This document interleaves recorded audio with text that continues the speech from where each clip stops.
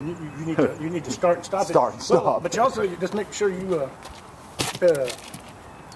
you should have like between each song, you should have A couple more seconds. well at least a like 4, 3, 2, 1 type situation. Right. So because when you go to edit it, you're going to need a definitive gap, and a second's not that long. Yeah, I've noticed that when I'm trying to cut songs out of these. And you yeah. and when you're getting ready to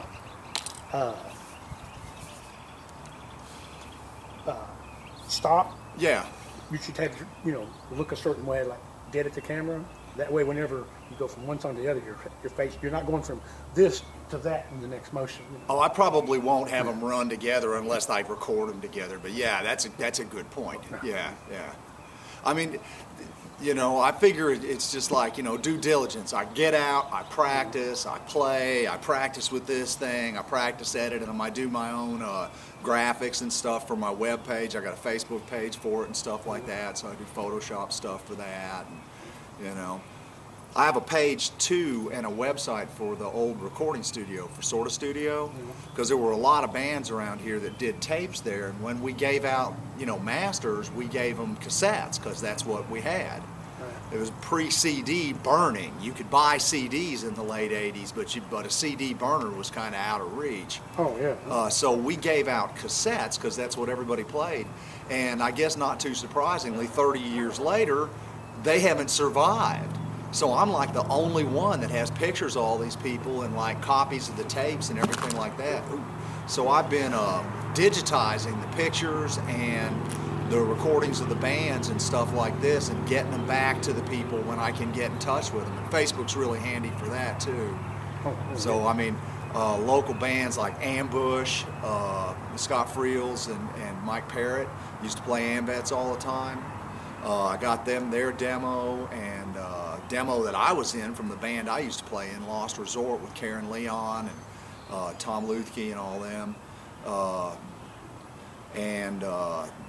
Some of the kid bands like Tequila Slam and We Angry Few and all those guys, and Hard Knocks and Justin Heat and different bands that were recording with us back then, and that's been kind of cool to just dig out all the old photo albums and big old boxes full of cassettes and stuff like this and transfer them and contact the people and I'm all about history.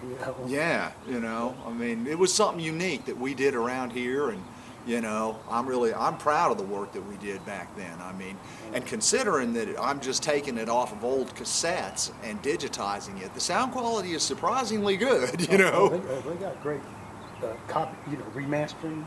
Yeah, it's Well, I don't. I just basically take it and put it onto a digital multi-track and pull it over into GarageBand and do a few tweaks on it, and there you have video, it. it's like just run video straight from the video player to the computer, and it's better than the original. Yeah, right. It's cool, huh? Yeah, but I don't know whether you want the background or not, but next time if you're going to come here, you might want to bring a chair or something and set up there. Set up with the chair, yeah. I thought about bringing the chair. I almost brought the chair. Well, no, it's because, that way you could be farther back and you could frame in the pavilion in the back. Right. And only the pavilion, without the building, just the trees, the field, and the pavilion. Right. It's I kind of like having the frame, but it's like playing in front of a waterfall or an old barn. Well, yeah, I mean, that was the idea, is get out and do some and record stuff with interesting backgrounds, because all these YouTube videos, they're always in their living room on a chair. Right, They're always in their living room on a chair. I hate that, And you've got a beautiful. Yeah, I know, and except for the wind, because the first few times I tried it, it was just destroyed by the windows. But I didn't think maybe I can filter that out, So maybe I can filter that out. Depending on what equipment you got, if you can find that frequency or track or whatever. GarageBand. It's older, but I mean, it's got that kind of stuff. Just wipe it out. You just wipe that frequency out, and if it's not one of the ones that make the guitar sound, I'm good. Well, I mean, if it is, it would be you would see it blended in with another track of sound, Yeah. And plus, you'd be able to sit there and go, you'd be able to take it out and then say, okay, you could hear the difference in, Sure, in the sure. guitar, and then you say, well, I can't get rid of it. I use notch filtering for feedback on this thing. With an acoustic guitar, you got to be aware of notch filtering Yeah, to be because able to take out that feedback frequency. Yeah, because you're not using. Right. You're not changing anything just by taking a track out. Right. You're just seeing what it sounds like. Yeah. It's like yeah. it's like. Oh no, yeah. like Non-destructive editing. Yeah, it's like Yeah. amplifying a track. You say you want the the guitar on this thing to be louder than. Oh yeah, no. the I mean, drum. I know sound. You know. But I got something wrong with my leg, so I can't stand up too long. I understand. I can't stand in one place for a long time. My left leg goes numb. Well, no, mine feels like somebody's got a dull paddle bit drilling into my. Okay, in my yeah, leg. I understand.